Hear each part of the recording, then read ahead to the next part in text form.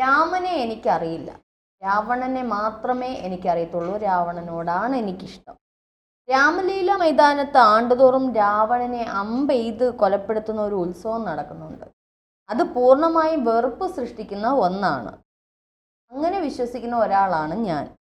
ഒരു ജനസമൂഹത്തിന് മേൽ അത് വെറുപ്പ് സൃഷ്ടിക്കുന്നു. അതിനെതിരെ ഒരു പാട്ട് എഴുതുക, അതാണ് എൻ്റെ ഉദ്ദേശം. മര്യാദാ പുരുഷോത്തമൻ രാമനെ എനിക്കറിയില്ല. വേടൻ്റെ വാക്കുകളാണ്. രാമനെ അറിയില്ല, രാവണനെ അറിയും. സ്വാഭാവികം. ലങ്കയിലല്ലേ വാസം, ശ്രീലങ്കക്കാരനല്ലേ. ഇപ്പോൾ രാവണനെ കുറച്ചുകൂടി അധികം അറിയാം. രാമായണത്തിൽ കുത്തുമ്പോൾ രാവണനെ അറിയുന്നത് നന്നായിരിക്കും. രാവണനെ അറിയുന്നത് നല്ലത് തന്നെയാണ്. പക്ഷേ രാമനെ അറിയാണ്ട് രാവണനെ മാത്രം അറിഞ്ഞുകൊണ്ട് 10 തല എന്നുള്ള പാട്ട് എഴുതുമ്പോൾ അതിലൊരു ഹിന്ദു രാഷ്ട്രീയം തന്നെ ഉണ്ട് വേട എന്നാണ് പറയാനുള്ളത്. രാവണനെ അറിയണം. രാവണനെ മാത്രമേ വേടനെ അറിയത്തുള്ളൂ. കാരണം മീറ്റു ഉൾപ്പെടെയുള്ള കാര്യത്തിൽ ഒരു പെൺകുട്ടി രാവണൻ എന്താണെന്ന് കൃത്യമായിട്ട് പറഞ്ഞിട്ടുണ്ട്. അവളുടെ രാവണനെ കൃത്യമായിട്ട് അവൾ വരച്ച് കാണിച്ചിട്ടുണ്ട്. അവൾ തുറന്നടിച്ച് പറഞ്ഞിട്ടുണ്ട്. ഞാൻ ഈ പറഞ്ഞത് വേടനെ കുറിച്ച് മാത്രമാണ്. വേടനെതിരെ ഒരു പെൺകുട്ടി രംഗത്തെത്തിയിരുന്നു ലൈംഗിക ആരോപണവുമായി ബന്ധപ്പെട്ട്. അവളുടെ നേരെ, അവളുടെ ശരീരത്തിലേക്ക് പറയാൻ പറ്റുന്നതിലും അപ്പുറം രീതിയിൽ പ്രഹരമേൽപ്പിക്കുകയും ലൈംഗിക ചൂഷണത്തിന് വിധേയമാക്കുകയും അവളെ പീഡിപ്പിക്കുകയും ശാരീരികമായിട്ടും മാനസികമായിട്ടും അവളെ തളർത്തുകയും ചെയ്ത വേടനെ പറ്റി കുറച്ചുനാൾ മുമ്പ് വരെയും വാർത്തകൾ ഉണ്ടായിരുന്നു. ഇപ്പോഴും അവൾ ആ നിലപാടിൽ തന്നെ ഉറച്ചു നിൽക്കുന്നു. അപ്പോൾ ഒരു സ്ത്രീ എന്നുള്ള രീതി, ഒരു പെൺകുട്ടി എന്നുള്ള രീതിയിൽ അവളുടെ രാവണനെ സമൂഹത്തിന് മുമ്പിൽ തുറന്നു കാണിച്ചു. അതാണ് വേടൻ. അപ്പോൾ വേടൻ രാവണനെ ഇഷ്ടപ്പെടാതിരിക്കില്ല. മറ്റുള്ള ഒരാളുടെ ഭാര്യയെ തട്ടിക്കൊണ്ടുപോയ രാവണനോട് കൂടുതൽ ഇഷ്ടം കാണും. അവിടെ ഒരു ലൈംഗിക ചുവ മാത്രമല്ല, ലൈംഗിക ആരോപണം മാത്രമല്ല, എന്താ പറഞ്ഞേ, സാധാരണ ഒരു പുരുഷൻ എന്നുള്ള രീതിയിൽ രാവണനെ ഒരിക്കലും, അല്ലെങ്കിൽ ഈ പറഞ്ഞോണം മര്യാദാ പുരുഷോത്തമനായിട്ടൊന്നും രാവണനെ ചിത്രീകരിക്കാൻ പറ്റും. അപ്പം സ്വാഭാവികം വേടന് രാവണനെയാണ് ഇഷ്ടം. അതങ്ങനെ ഇരിക്കട്ടെ.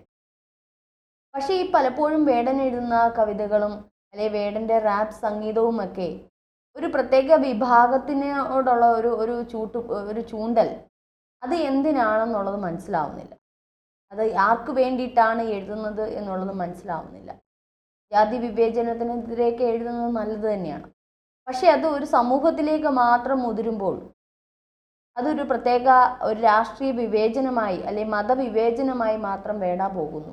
അതുകൊണ്ട് വേടനൊന്ന് ശ്രദ്ധിച്ചാൽ കൊള്ളാം. താങ്കളുടെ എഴുത്ത് വളരെ മനോഹരമായി എഴുതുന്നുണ്ട്. ആ എഴുത്തിൽ കുറച്ചുകൂടി എന്താ പറയുന്നത്, താങ്കൾ ഈ പറഞ്ഞതുപോലെ എനിക്കങ്ങനെ വിവേചനമൊന്നുമില്ല, എനിക്ക് തോന്നുന്നത് അല്ലെങ്കിൽ എൻ്റെ ഇഷ്ടങ്ങളാണ് എഴുതുന്നത് എന്ന് പറയുമ്പോൾ താങ്കളുടെ ഇഷ്ടത്തിൽ മറ്റു പലതുമൊക്കെ ഉൾപ്പെടുത്താവുന്നതാണ്. താങ്കളുടെ ഇഷ്ടം എന്ന് പറയുന്നത് ഒരു പ്രത്യേക രാഷ്ട്രീയവും ഒരു പ്രത്യേക മതത്തിനോടും നേർക്ക് ചൂണ്ടുന്ന ഒരു വിരലാവരുത്. അതിലെല്ലാം ഉൾക്കൊള്ളിക്കുന്ന ഒന്നാണ്. അവിടെ എനിക്ക് ജാതിയില്ല, മതമില്ല, എനിക്ക് രാഷ്ട്രീയമില്ല, അല്ലെങ്കിൽ എനിക്ക് അങ്ങനെ യാതൊന്നുമില്ല, ഞാൻ സാധാരണ ജനങ്ങൾക്ക് വേണ്ടിയിട്ടാണ്, താഴേക്കിടയിലുള്ള ജനങ്ങൾക്ക് വേണ്ടിയിട്ടാണ്, അല്ലെങ്കിൽ അങ്ങനെയുള്ളവർക്ക് വേണ്ടിയിട്ടാണ് ഞാൻ നിലകൊള്ളുന്നതും എഴുതുന്നത് എന്ന് പറയുമ്പോൾ അങ്ങനെയുള്ളവരുടെ പരാമർശിക്കാത്തതായിട്ടുള്ള ഒരുപാട് കഥകൾ ഇന്ന് നമ്മുടെ ഭാരതത്തിൽ നടക്കുന്നുണ്ട്. അപ്പോൾ അത്തരത്തിലുള്ള കാര്യങ്ങളിലൂടെ എഴുതുന്നത് നന്നായിരിക്കും. എന്തായാലും ഞാൻ പറഞ്ഞു വന്നത് വേടൻ്റെ കാര്യം മാത്രമല്ല. വേടനെ ഇത്തരത്തിൽ എടുത്ത് പുകഴ്ത്തി നടക്കുന്ന ഒരു വിഭാഗം രാഷ്ട്രീയക്കാരാണ്. അത് അവരുടെ രാഷ്ട്രീയ കളികൾ മാത്രമാണ്. അത് പാവം വേടൻ അറിയത്തില്ല. വേടൻ അതിൽ പെട്ട് കിടക്കുന്നു. അപ്പം ഇദ്ദേഹത്തിൻ്റെ എഴുത്തിൽ ആരൊക്കെ പിന്നിൽ നിൽക്കുന്നുണ്ടെന്നുള്ളതും നമുക്കറിയില്ല. എന്തായാലും അത് വരും നാളുകളിൽ അതറിയാം. പ്രധാനമന്ത്രിയെ വരെ വെച്ച് എഴുതിയ വേടനെ എന്തായാലും വെറുതെ അങ്ങനെ ഒരു ഇതിൽ വിടാൻ പോകുന്നില്ല. എന്തായാലും അദ്ദേഹത്തിനെ നിരീക്ഷിക്കുന്നുണ്ടായിരിക്കും. അദ്ദേഹത്തിൻ്റെ പുറകെ തന്നെ ആൾക്കാരുണ്ടായിരിക്കും. അദ്ദേഹത്തിൻ്റെ പുറകിൽ തന്നെ കണ്ണുകളുണ്ടായിരിക്കും. സൂക്ഷിക്കുന്നത് നന്നായിരിക്കും. ഈ പറയുന്ന രാഷ്ട്രീയക്കാരൊന്നും ആരും വേടന് സപ്പോർട്ടായിട്ടോ കൂട്ടായിട്ടോ ഒന്നും നിൽക്കത്തില്ല. അപ്പോൾ അദ്ദേഹം നല്ലൊരു കലാകാരനാണ്. അദ്ദേഹത്തിൻ്റെ എഴുത്ത് നല്ലതിലേക്കാകട്ടെ, നല്ല മനോഹരമായ രീതിയിൽ എഴുതുന്ന ഒരു വ്യക്തിയാണ്. പക്ഷെ അത് ഈ പറഞ്ഞോണം നല്ലൊരു കലയെ അതിനെ മോശമാക്കുന്ന തരത്തിൽ അതിൽ സാമ്പത്തികമോ അല്ലെങ്കിൽ മറ്റുള്ള നേട്ടങ്ങൾക്ക് വേണ്ടിയിട്ടുള്ള എഴുത്തിലേക്ക് മാറ്റാതിരിക്കുക. അപ്പോൾ ഈ ഒരു ഞാൻ പറഞ്ഞു വന്ന ഈ ഒരു വിഭാഗം ആൾക്കാർ, രാഷ്ട്രീയ ആൾക്കാർ വേടനെ എടുത്ത് പൊക്കുമ്പോൾ നമുക്കറിയാം, ഇപ്പോൾ 2 ദിവസമായിട്ട് ഉണ്ണി മുകുന്ദൻ്റെ കാര്യം പുറത്തേക്ക് വരുന്നുണ്ട്. ഉണ്ണി മുകുന്ദൻ, ബിബിൻ എന്ന് പറഞ്ഞ അദ്ദേഹത്തിൻ്റെ പേഴ്സണൽ മാനേജർ എന്നാണ് പരിചയപ്പെടുത്തിയത്. പക്ഷേ മാനേജറൊന്നുമല്ല, ഒരു PR വർക്ക് ചെയ്യുന്ന ഒരു വ്യക്തിയാണ്. അദ്ദേഹവുമായിട്ടുള്ളൊരു ക്ലാഷ് ഈ ഇടയ്ക്ക് ഉണ്ടാവുകയും ഉണ്ണി മുകുന്ദൻ 2 പൊട്ടിച്ചെന്നാണ് പറയുന്നത്. പൊട്ടിച്ചെങ്കിൽ നല്ലതെന്ന് പലരും പറയുന്നുണ്ട്. ബിബിനെ പറ്റി അറിയാവുന്നവർ പലരും പറയുന്നു പൊട്ടിച്ചെങ്കിൽ അത് അവൻ്റെ കയ്യിലിരിപ്പ് കാരണം അത് കിട്ടേണ്ടിയിരിക്കുന്നു എന്നുള്ളത്. എന്ത് തന്നെയാലും അതിപ്പോൾ വലിയ പ്രശ്നങ്ങളിലേക്കും വിഷയങ്ങളിലേക്കും എടുത്ത് പൊക്കിക്കൊണ്ടുവരുന്നു.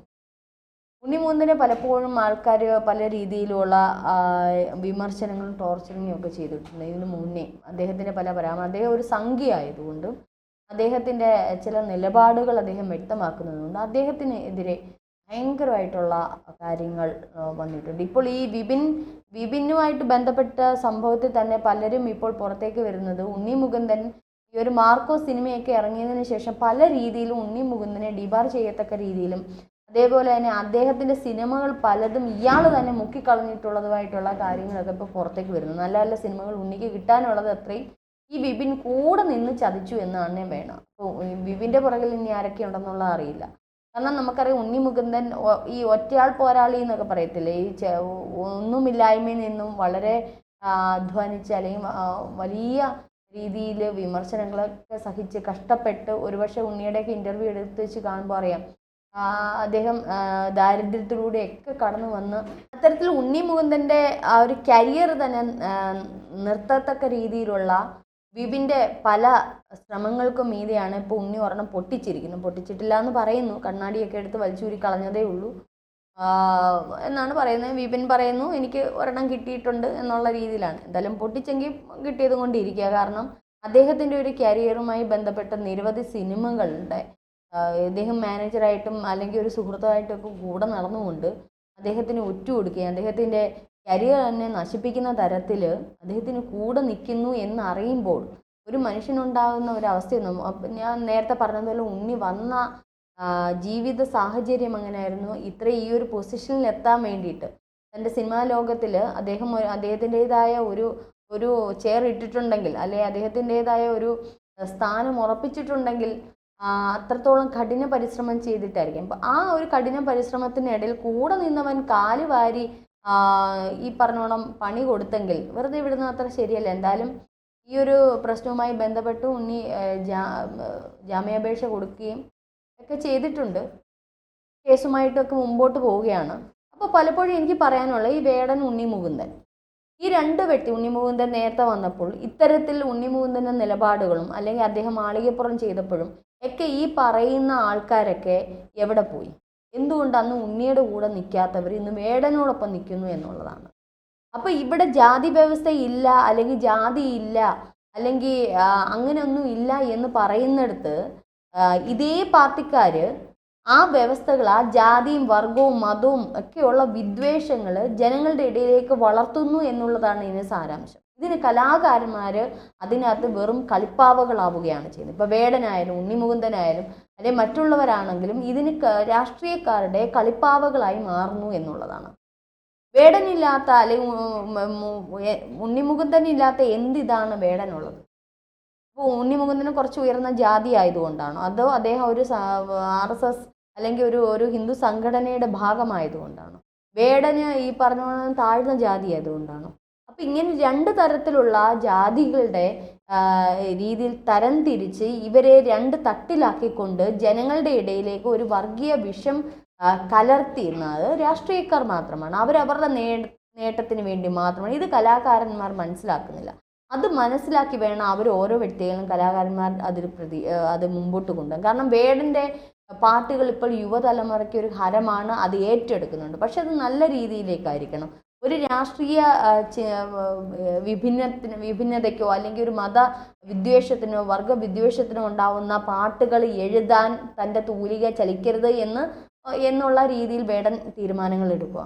നേരായ പദത്തിൽ നേർക്കാഴ്ചകളിലേക്ക് നോക്കി. ഇപ്പോൾ പഹൽഗാം ആക്രമണം എത്ര എഴുതി വേടൻ, എന്തെല്ലാം നമ്മളുടെ നാട്ടിൽ സംഭവിക്കുന്നു, എത്രയോ ഇപ്പോൾ തന്നെ ഒരു പെൺകുട്ടിയെ കൊല ചെയ്യുന്നു, നിഷ്ഠൂരമായി കൊല ചെയ്തു. വേടൻ എന്തേ എഴുതാത്തത്? ഇങ്ങനെ ഇപ്പോൾ നിലവിൽ നടക്കുന്ന സംഭവങ്ങളുമായി ബന്ധപ്പെട്ട് വേടൻ എഴുതാമല്ലോ. ഇത് എങ്ങോ നടന്നിട്ടുള്ള സവർണ അവർണ മേധാവിത്വത്തെ പറ്റിയൊക്കെ പണ്ട് ഒക്കെ നടന്നിട്ടുള്ള കാര്യങ്ങൾ വീണ്ടും വീണ്ടും അത് എടുത്തിട്ട് എഴുതിയിട്ട് യാതൊരു പ്രയോജനം. ഇപ്പം അങ്ങനെയില്ല. ഇപ്പം അങ്ങനെ ഉയർന്ന ജാതിയെന്നോ താഴ്ന്ന ജാതിയെന്നൊന്നുമില്ല. അങ്ങനെ ഉണ്ടെങ്കിൽ കലാഭവൻ മണിയെ പോലെ ഒരു കലാകാരനെ ഇരുകൈ നീട്ടി ആൾക്കാർ സ്വീകരിക്കുമായിരുന്നു. എത്രയോ അങ്ങനെ കലാകാരന്മാരെ മലയാളികൾ സ്വീകരിച്ചിട്ടുണ്ട്. കലാകാരന്മാരെ മാത്രമാണോ? എല്ലാ ആൾക്കാരെയും ഒരുപോലെ സ്വീകരിച്ചിട്ടില്ലേ? നമ്മളുടെ ഏറ്റവും പരമോന്നത സ്ഥാനത്തിരിക്കുന്നത് ഇന്ന് ആരാണ്? അപ്പം അങ്ങനെ ഒരു ജാതിയോ വേർതിരിവോ നമ്മുടെ ഭാരതത്തിൽ, പ്രത്യേകിച്ച് നമ്മുടെ സാക്ഷരത കേരളത്തിൽ ഇപ്പോൾ നിലവിലില്ല. അപ്പോൾ വീണ്ടും ഈ ഒരു ഞങ്ങൾ പണ്ട് അങ്ങനെ ആയിരുന്നേ, ഞങ്ങളെ അങ്ങനെ അടിമകളാക്കിയിരുന്നേ, ഞങ്ങൾ പണ്ട് ഇങ്ങനെ ആയിരുന്നേ എന്ന് പറയുമ്പോൾ ഇത് ഇപ്പോഴത്തെ പാവപ്പെട്ട കുറേ സവർണർ എന്ന് മാത്രം പറഞ്ഞ് ഈ പേരിൽ മാത്രമുള്ള കുറേ പാവപ്പെട്ട ആൾക്കാരുണ്ട്. സത്യം പറഞ്ഞാൽ ഒരു നേരത്തെ ആഹാരത്തിന് പോലും വകയില്ലാത്ത എത്രയോ ബ്രാഹ്മണ അല്ലെങ്കിൽ ഈ തരത്തിലുള്ള സവർണർ എന്ന് നമ്മൾ പറയുന്ന എത്രയോ വ്യക്തികൾ ഇന്ന് കഴിഞ്ഞു കൂടുന്നുണ്ട്.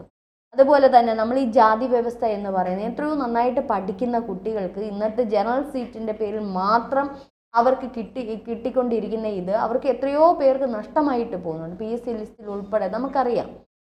ഇത് കഴിഞ്ഞു കഴിഞ്ഞാൽ പിന്നെ കിട്ടത്തില്ല സീറ്റ്. അപ്പോൾ പഠിക്കുന്ന എത്രയോ കുട്ടികൾക്ക് നഷ്ടം, സാധാരണക്കാർക്ക് എത്രയോ പേർക്ക് നഷ്ടപ്പെടുന്നു.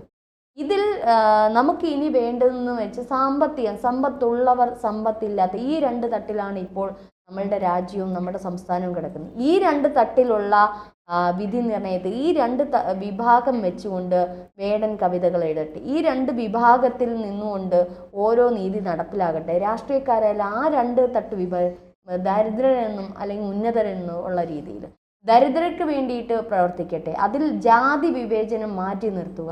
പാവങ്ങൾക്ക് വേണ്ടിയിട്ട്, അധ്വാനിക്കുന്നവർക്കും കഷ്ടപ്പെടുന്നവർക്കും വേണ്ടിയിട്ട്, ഒരു നേരത്തെ ആഹാരത്തിനുള്ളവർക്ക് വേണ്ടി, നിർബലരായിട്ടുള്ള സ്ത്രീകൾക്ക് വേണ്ടിയിട്ട്, കുഞ്ഞുങ്ങൾക്ക് വേണ്ടിയിട്ട്, ഇതിനൊക്കെ വേണ്ടിയിട്ട് പോരാടുകയും പാട്ടുകൾ എഴുതുകയും ഗാനങ്ങൾ ആലപിക്കുകയും ചെയ്ത് എന്ത് മനോഹരമായിരിക്കും. അല്ലാതെ ഇത് ശ്രീലങ്കയിലുള്ള ജാതി വ്യവസ്ഥ ഇവിടെ കൊണ്ടുവന്ന് കുത്തി നിറച്ചിട്ട് പല വിഭാഗങ്ങളെ തട്ടുകളാക്കി മനുഷ്യരെ തമ്മിലടിപ്പിച്ചും വർഗീയ വിഷം വിളിച്ചു കൊടുത്തു. നമുക്കറിയാം കുറച്ച് മുമ്പ് എമ്പുരാൻ സിനിമ എന്തൊക്കെ ഇത് പ്രശ്നങ്ങളാണ് ഉണ്ടാക്കിയത്. ഇത്തരത്തിലുള്ള ഈ കാര്യങ്ങളെല്ലാം മാറ്റി നിർത്തിക്കൊണ്ട് മനുഷ്യന് സമാധാനവും സന്തോഷവും നൽകുന്നതായിരിക്കട്ടെ ഓരോ കലാകാരന്മാരും. അവരിൽ നിന്ന് ഉതിരുന്ന ഓരോ വാക്കുകളും ഓരോ ഗാനങ്ങളും മനുഷ്യന് സമാധാനം നൽകുന്നതായിരിക്കട്ടെ. ഇപ്പോൾ ഉണ്ണി മുകുന്ദൻ്റെ കാര്യം പറഞ്ഞതുപോലെ അവിടെ എന്തുകൊണ്ട് അവിടെ മാത്രം എന്താണ് ആരും അങ്ങോട്ട് സപ്പോർട്ട് ചെയ്യാത്ത, എല്ലാവരും എതിർക്കുന്നുണ്ടല്ലോ, എല്ലാവരും അതിനെതിരെ നന്നായിട്ട് ദൂരപ്പെടുത്തുന്നുണ്ടല്ലോ. എന്തെല്ലാം കാര്യങ്ങളാണ് അദ്ദേഹത്തിനെതിരെ ചെയ്യുന്നത്? അവിടെ എന്താണ്? അപ്പം ഈ ശരിക്കും ജാതി വ്യവസ്ഥയുണ്ട്. വേടൻ പറയുന്നത് സത്യമാണ്, ജാതി വ്യവസ്ഥയുണ്ട്. അത് ഈ താഴേക്കിടയിലുള്ള ആൾക്കാരോടല്ല, ഈ പറഞ്ഞ രണ്ട് തട്ടിലാക്കിയിട്ടുള്ള വ്യവസ്ഥകൾ തന്നെയാണ്. രണ്ട് വിഭാഗമാക്കിയിട്ടുള്ള നിലപാടുകളാണ്.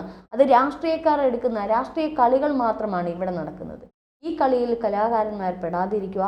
അവർ കല മറ്റുള്ളവർക്ക് ആസ്വദിക്കാൻ തക്ക രീതിയിൽ, അവർക്ക് മനസ്സിനും നന്മയ്ക്കും അല്ലെങ്കിൽ കുളിരേകുന്ന തരത്തിൽ, വരും തലമുറകൾക്കൊരു പാഠമാകുന്ന തരത്തിൽ ആകണം. എന്തായാലും വേടനെ പോലെ കഞ്ചാവ് അടിച്ചും അല്ലെങ്കിൽ പെണ്ണിന് മാനവക്കേടുണ്ടാക്കിയും പെണ്ണിനെ ലൈംഗികമായി ഉപദ്രവിച്ച് നടക്കുന്ന ഒരു വ്യക്തിയല്ല ഉണ്ണി മുകുന്ദൻ എന്നുള്ളതും കൂടി ഈ ഒരു അവസരത്തിൽ ഒന്ന് ഓർമ്മിപ്പിക്കും.